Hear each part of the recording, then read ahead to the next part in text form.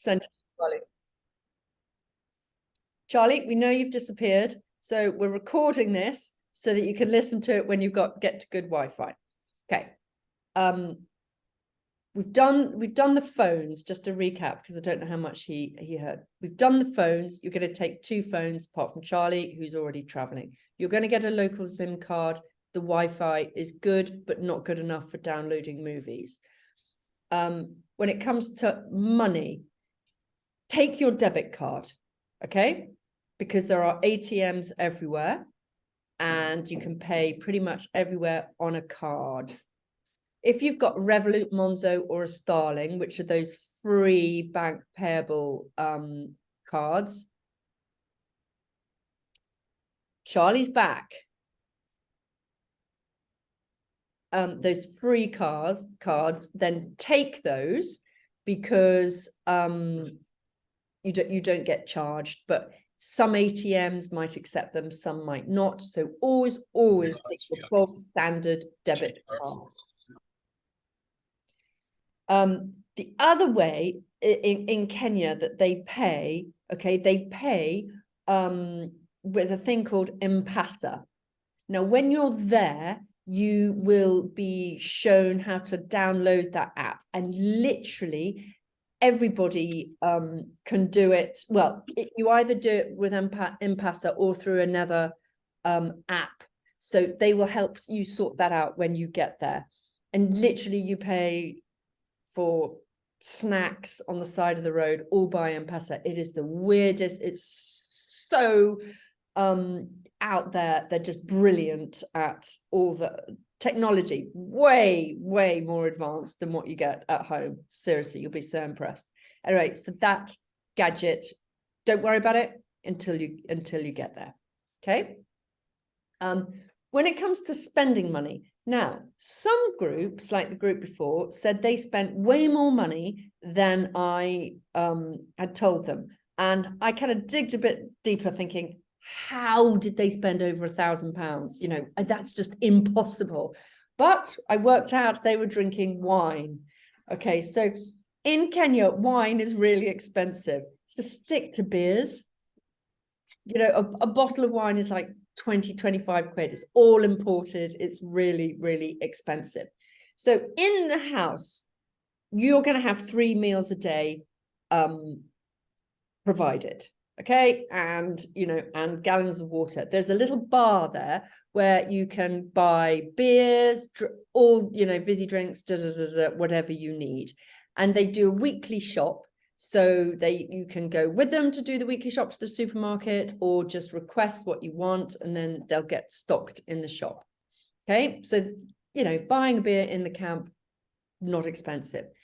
Just down the road is a really cool little kind of bar, beach bar, where they do fabulous pizzas, wine, delicious food. It's got a volleyball pitch there. That's where all the locals hang out. It's got a really good vibe. It's fantastic.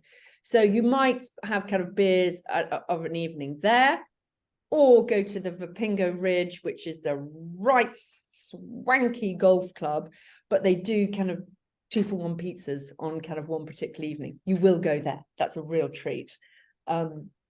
So you'll be taken there. And then at the weekends, you can easily access Kilifi, and there's a really cool place called Salties there, where you hang out. There's amazing kite surfing there. If anybody wants to have a go at kite surfing, that is the place to do it. It is so impressive. I spend my entire time just sitting on the deck watching all the kite surfers, and you've got to go there. It's a really cool hangout vibe. You'll love it.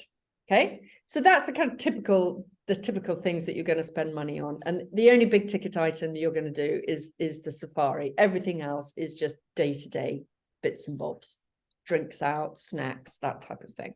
Maybe the odd pizza, but nothing kind of that's going to enable you to spend £1,000 plus. Honestly.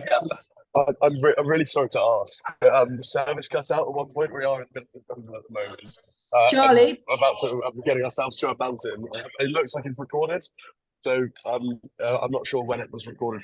from. So We check if it's recorded it. off. We recorded it from when we noticed you disappeared off. Amazing, thank you. So I'll send you the recording, so don't worry. Awesome, thank you very much. Okay.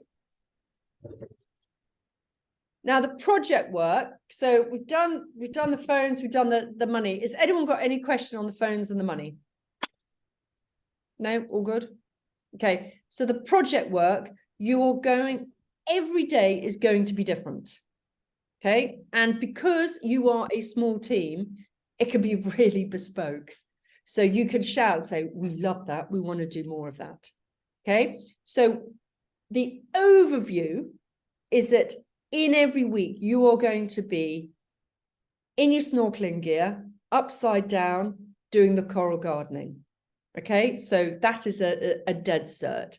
And with the coral gardening, you're literally going out, picking up the kind of tiny little broken pieces of coral, establishing, you will see they've got about 6 structures under the water of coral growing at different stages, and then you then plant it out, but it all needs cleaning. It's high management.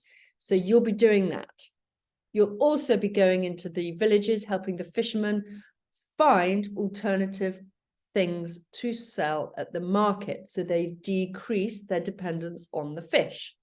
You're going to do that by helping the women with their gardening. You do loads of vertical gardening with cement bags, and they put all the manure in there. And so you see these dusty houses with no grass, just dirt, with these flowing kind of cement bags full of fresh vegetables. It's really, really interesting. So you do that. And you also will be building little Gico stoves, which the purpose of, they're like little mini Argas. You'll see what I mean when you're there. They're really compact. So they use tiny amounts of fuel, unlike Argas, tiny amounts of fuel. And so they don't have to deforest. That helps with the deforestation. But it means they can fry their fish. So that one fish now will last 3 days, as opposed to going off overnight. So you can see that all helps the fishing stocks, increasing the fishing stocks. So you will have access to all of that, and you'll see that Oceans Alive are a really dynamic NGO. They are really setting up. If you're generally interested in local conservation and the impact they have, it's not government run, it's just local people doing amazing things, getting funding from big organizations. But you'll see that they are being copied up and down the coast. So it's really inspiring to see what they have achieved, and other people will be coming in and out. There's a wonderful place, another marine project based at Manda Bay, which is up at Lamu. They come down a lot because there's a lot of liaising and collaboration. So, it's really impactful, inspiring stuff that you will see. But in addition to that, there's going to be football matches. Juma will help you arrange, going to play football. They take it so seriously. I mean, seriously, everybody plays football. There's going to be beach clear-ups. There's going to be impromptu kind of turtle nesting, getting into the car and whizzing off. So every day is going to be different. But you must give feedback and say what you love and what you don't. So you can really make the most of being a smaller group, so you've got more flexibility. Does that sound good? So envious. Seriously, you don't know how lucky you are. It's my favorite place in the entire world. That beach, that location, and the people that run it are really, really special. So it's going to be, I think a more interesting experience than what we usually offer, because you're going to really mix with university students from Kenya. So it's going to be, I don't know, a big collaboration. It's just going to be socially fun, I think. And they're kind of dynamic, interesting people. Okay, folks.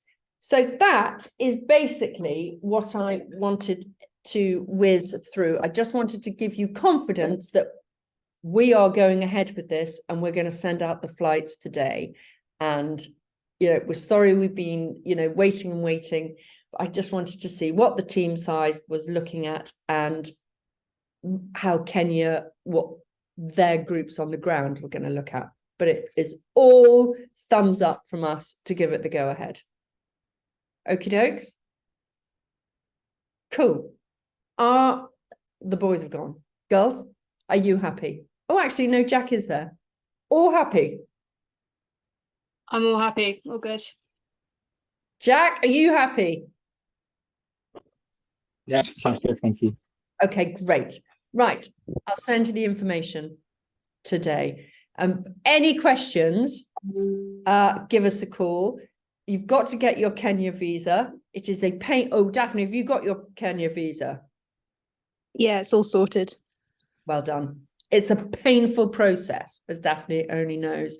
So I will send you the details and I can walk you through it. When you're doing it and you hit a wall, don't get frustrated, just give us a call.